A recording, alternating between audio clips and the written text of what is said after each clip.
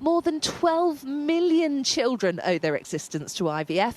The first test tube baby, as it was known back then, made headlines around the world when she was born in 1978. Have you studied me? No, I have.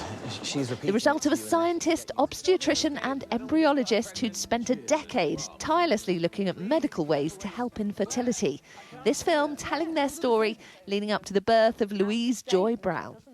Yeah, I hate the word test tube baby, but I've always been called it, so I'm sort of used to it. Mum and Dad sat me down when I was about 4 and showed the video of my birth. There was always lots of people around, cameras, lights, and it sort of made a bit of sense then. Oh, Dr. Edwards, got a message for you, sir. The film shows how public backlash in the years leading up to Louise's birth saw the team vilified, accused of playing God. Written by acclaimed screenwriter Jack Thorne and his wife Rachel Mason, who went through 7 rounds of IVF to conceive their son. I mean, it affects 1 in 6 people in our country, and yet you wouldn't believe that from the little we talk about it. Unless you're touched by it, you don't really understand, but there is stigma, and going through it, it's so isolating. IVF is still sort of seen as a luxury product, as sort of something that some people get access to and other people don't get access to. Louise Brown was a working class girl, born of working class parents. Working class IVF babies are very, very rare now.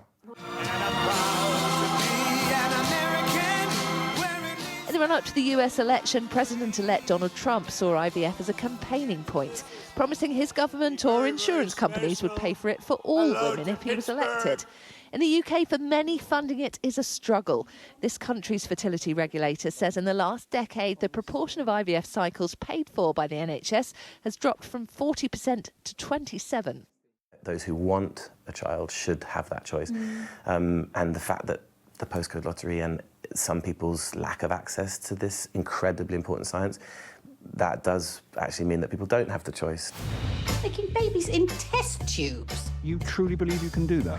One of the great medical breakthroughs of the 20th century, IVF is certainly deserving of being celebrated on screen.